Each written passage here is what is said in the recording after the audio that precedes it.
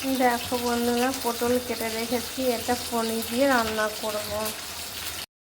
দেখো একদম লাল লাল করে ভেজে নিতে হবে আর একটু ভাজতে হবে, একদম তেজ জ্বালটায়।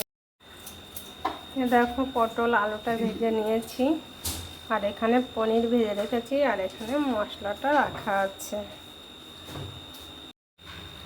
শুকনো লঙ্কা দিয়েছি, জিরে দিয়ে দিয়েছি, আর এই তেজপাতা দেবো, আর এই পেঁয়াজ কুচিটা দিয়ে দেবো। এখানে আছে জিরে, ধনে গুঁড়ো, গোলমরিচ, নুন, হলুদ, আর যে পেঁয়াজ, আদা, রসুন তা বেটে রেখেছি, গরম মশলা সব ওই মধ্যে বেটে রেখেছি, সেটা দেওয়া হয়েছে। এবার এটা কষিয়ে নেব। মশলাটা কষানো হয়ে গেছে, এই পটলটা দিয়ে দিলাম। এবার ভালো করে এটা মেশাই।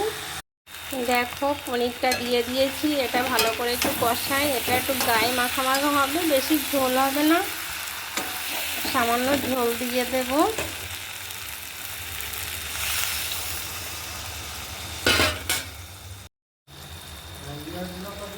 দেখো পটল মশলাটা আমার হয়ে গেছে,